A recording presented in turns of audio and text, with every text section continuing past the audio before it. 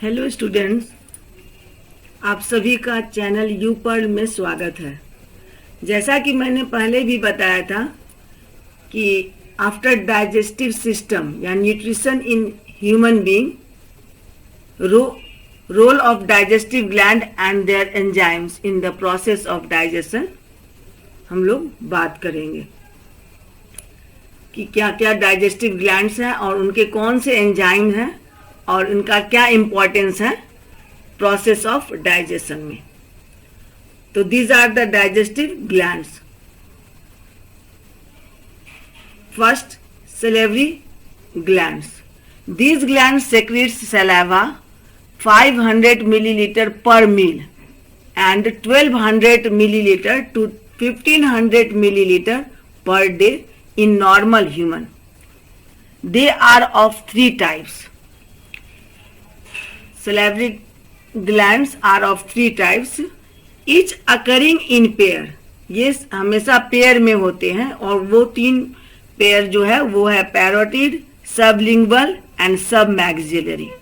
Parotid ये largest है और बिलो ईयर लोब, ये ईयर लोब के नीचे होते हैं और सबसे बड़े largest. Sublingual smaller and below tongue, ये टंग के नीचे होते हैं। Submaxillary end of the jaw के अंत में जो है सो ये सिचुएटेड होते हैं पेयर में। Functions, saliva helps to digest the sugar और स्टार्च। ये जो है सो स्टार्च को का ब्रेक डाउन करके उसे माल्टोज में कन्वर्ट करते हैं, जो हम लोग ऑलरेडी डाइजेस्टिव सिस्टम में पढ़ चुके हैं। लाइसोजाइम जो कि सलाइवा में प्रेजेंट होता है, इसके बारे में भी बताया गया है। फिर से एक बार रिपीट करती हूँ, ये एंटी बैक्टीरियल है जो कि बैक्टीरिया को किल करता है, खत्म करता है और डिस्ट्रॉय करता है। ये मेन फंक्शन हो गया सैलिवरी एमाइलेज का, जो सैलिवरी ग्लैंड सेक्रीट करता है। ये तीनों ग्लैंड है। Saliva helps to digest the sugar and lysozyme present in saliva is antibacterial. जो salivary amylase नाम है जो कि salivary gland secrete करते हैं। ये इसके बारे में हम लोग पहले भी पढ़ चुके हैं। Next, the largest gland of human being, liver. It is the largest gland. It secretes bile 500 to 1000 milliliter per day. ये पर डे 500 से 1000 मिलीलीटर बाइल जूस सेक्रीट करता है। इट इज बाइलोब्ड, यहाँ देख चुके हैं, ये बाइलोब्ड है, दो लोब है इसका। It is bilobed with larger right lobe, ये थोड़ी सी बड़ी होती है चूंकि इसमें गॉल ब्लैडर होता है। Larger right lobe having gall bladder and a smaller left lobe. Right left hepatic duct of liver lobe unite to form a common right and left hepatic duct of liver lobe। right और left दोनों मिलकर के एक common duct बनाते हैं, तो right and left.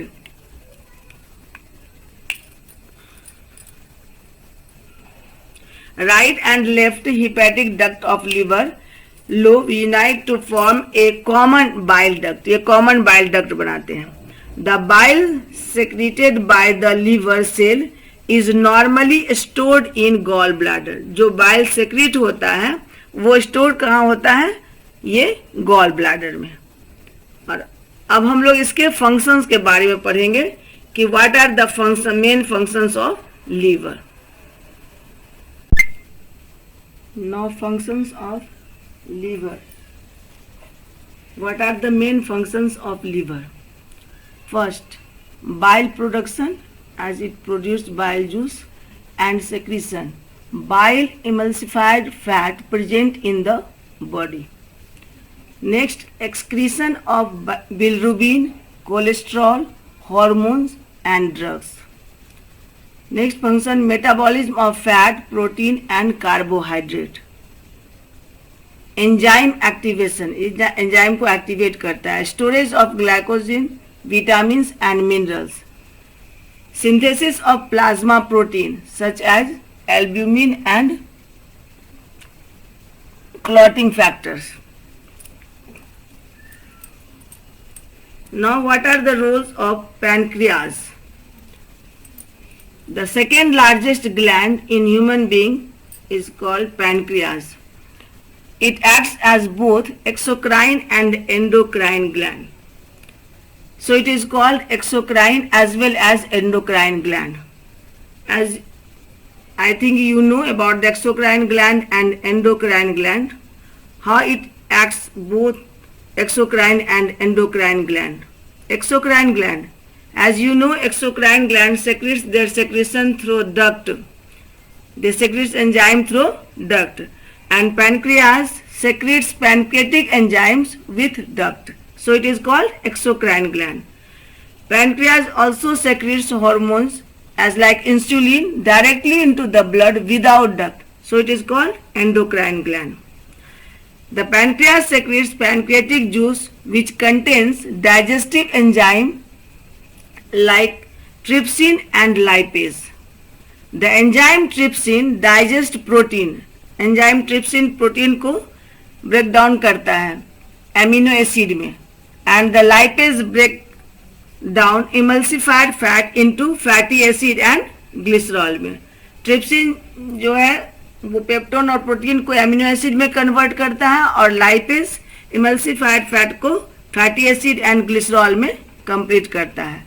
The duct from liver and duct from pancreas open in the duodenum. Duodenum part में, small intestine के पार्ट में ये खुलते हैं. और the in this way digestion completed in human being. Now we will know about the mechanism of digestion. Now the process of mechanism of digestion.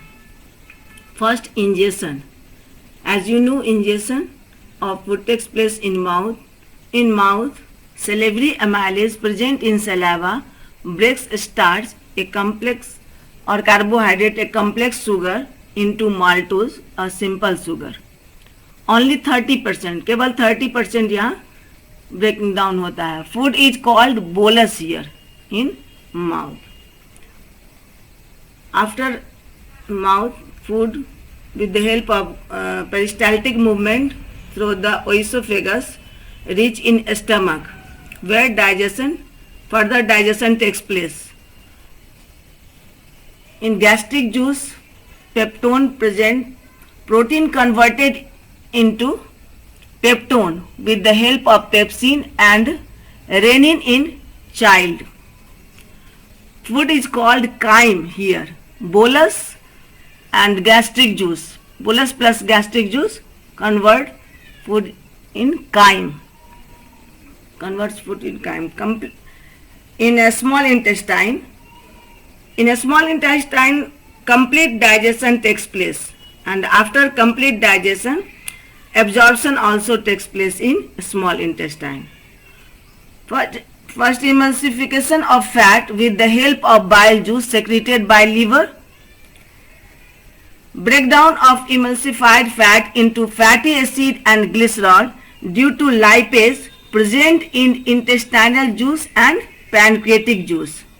In intestine, pancreatic juice secreted through pancreas and bile juice from liver also reach through a common duct, and intestinal juice also secreted by the small intestine. So lipase present in intestinal juice and pancreatic juice breaks emulsified fat into fatty acid and glycerol. The trypsin of pancreatic juice converts peptone into amino acids. Pancreatic amylase convert remaining 70% of carbohydrate and or starch, because 30% already digested or broken down here. So 70% digestion takes place, digestion of carbohydrate and starch takes place here. Pancreatic amylase converts remaining 70% of carbohydrate or starch and maltose into glucose, a simple sugar. Glucose is a simple sugar. After the digestion or breaking down of protein, carbohydrate and fat into fatty acid and glycerol, protein into amino acids and carbohydrate or starch into glucose. So here digestion is completed. Now after digestion, assimilation takes place. Digested food is absorbed and blood carries digested food to all parts of the body where it gets assimilated into the cells. Now food goes to the large intestine where H2O and mineral absorbed by large intestine and excrete waste part of the food. So this is the mechanism of digestion. Dear students, अभी तक live processes nutrition के हर part को focus करके सभी को explain करने की कोशिश की हूँ। फिर भी यदि आपके मन में कोई डाउट या क्वेरीज हो तो आप पूछ सकते हैं और उसे मैं आगे के वीडियो में बताऊंगी।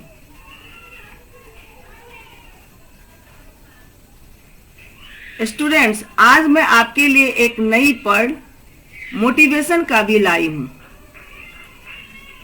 आप सब जो भी मेरी वीडियो देख रहे हैं वे सभी स्टूडेंट ही होंगे और सबका कोई ना कोई एम भी होगा अपने फ्यूचर को लेकर। तो किसी भी फील्ड में या क्षेत्र में यदि आप सक्सेस से 2 कदम पीछे रह जाएं तो हार नहीं मानिएगा। आपने भरपूर कोशिश की पर फिर भी कहीं ना कहीं कुछ कमी रह गई। असफलता, अनसक्सेस यही कहती है। असफलता का मतलब ये नहीं है कि आप में कुछ कमी है, बल्कि ये है कि आपकी कोशिश में कहीं कमी थी और फिर पूरे जुनून के साथ, पूरी लगन के साथ फिर से तैयारी कीजिएगा उसे हासिल करने की। जब हम किसी मकसद के लिए जी जान लगा देते हैं तो पूरी सृष्टि या कायनात हमें उसे हासिल करने में मदद करती है। कभी भी निराश नहीं होना, बल्कि पूरी एनर्जी के साथ, पूरे विश्वास के साथ उसे फिर से करने की कोशिश करना। जब हम किसी खास मकसद को शिद्दत से पाने की चाहत और प्रयास करते हैं तो वो जरूर मिलता है। इसीलिए तो कहा गया है कि खुद ही को कर बुलंद इतना कि खुदा तुझसे पूछे बता तेरी रजा क्या है। मैं आप लोगों के लिए ईश्वर से प्रार्थना और खुदा से दुआ करूंगी कि सफलता आपकी कदम चुने। तो स्टूडेंट्स, बात अच्छी लगे तो लाइक कीजिएगा, कमेंट कीजिएगा और चैनल को सब्सक्राइब कीजिएगा। फिर मिलते हैं हम लोग नेक्स्ट वीडियो रेस्पिरेशन में।